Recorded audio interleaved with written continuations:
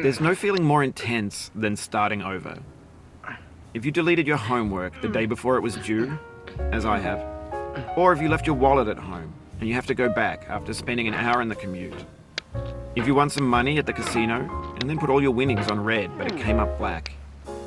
If you got your best shirt dry cleaned before a wedding and then immediately dropped food on it. If you won an argument with a friend and then later discovered that they just returned to their original view.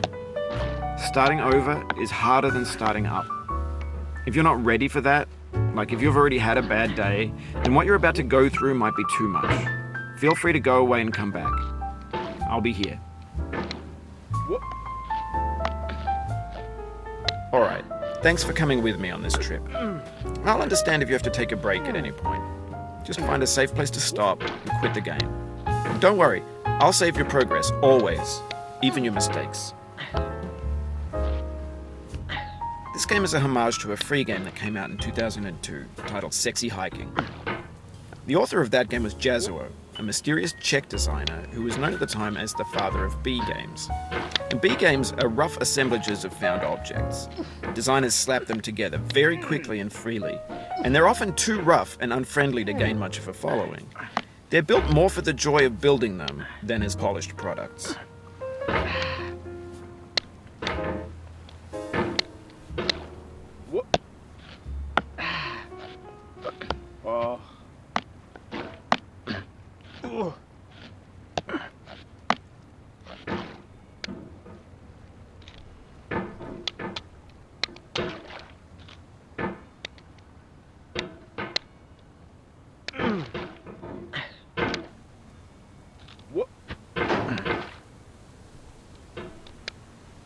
In a certain way, Sexy Hiking is the perfect embodiment of a B game. It's built almost entirely out of found and recycled parts, and it's one of the most unusual and unfriendly games of its time. In it, your task is simply to drag yourself up a mountain with a hammer. And that act of climbing, in the digital world or in real life, has certain essential properties that give the game its flavor. No amount of forward progress is guaranteed. Some cliffs are too sheer or too slippery. And the player is constantly, unremittingly in danger of falling and losing everything. Anyway, when you start Sexy Hiking, you're standing next to this dead tree that blocks the way to the entire rest of the game. It might take you an hour to get over that tree, and a lot of people never got past it. You prod and you poke at it, exploring the limits of your reach and your strength, trying to find a way up and over. And there's a sense of truth in that lack of compromise. Most obstacles in video game worlds are fake. You can be completely confident in your ability to get through them once you have the correct method or the correct equipment or just by spending enough time. In that sense, every pixelated obstacle in Sexy Hiking is real.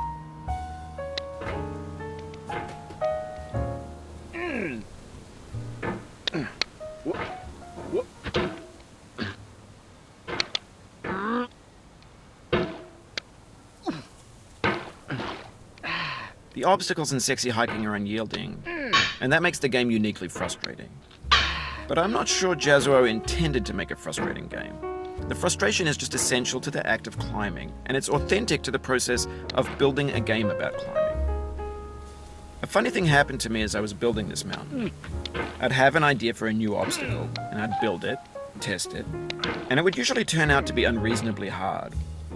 But I couldn't bring myself to make it easier. It already felt like my inability to get past the new obstacle was my fault as a player rather than as a builder. Imaginary mountains build themselves from our efforts to climb them, and it's our repeated attempts to reach the summit that turns those mountains into something real. When you're building a video game world, you're building with ideas, and that can be like working with quickset cement. You mold your ideas into a certain shape that can be played with.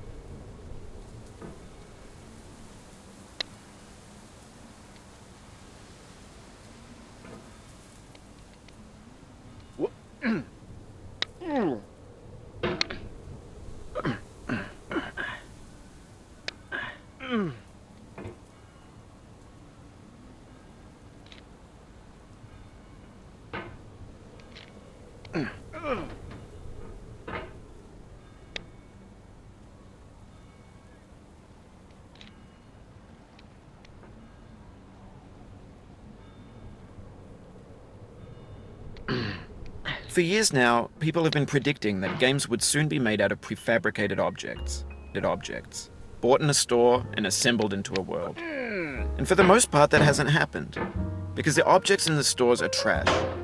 I don't mean they look bad or that they're badly made, although a lot of them are.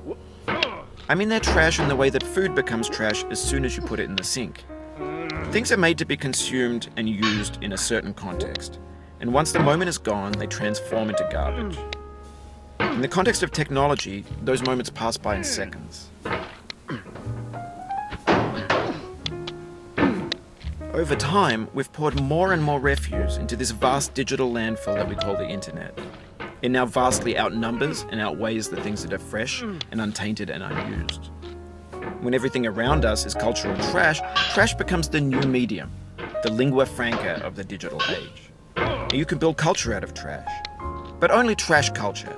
B games, B movies, B music, B philosophy.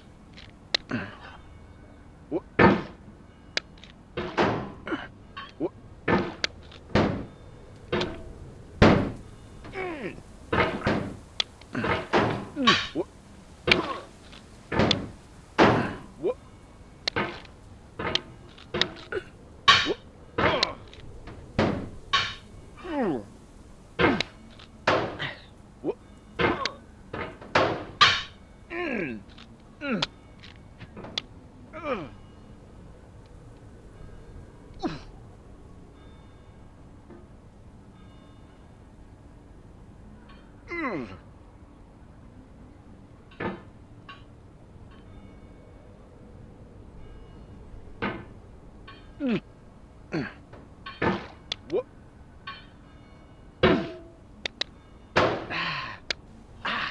What? Oh. What?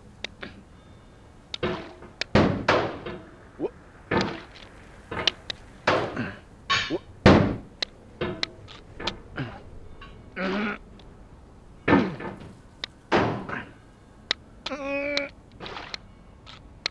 What?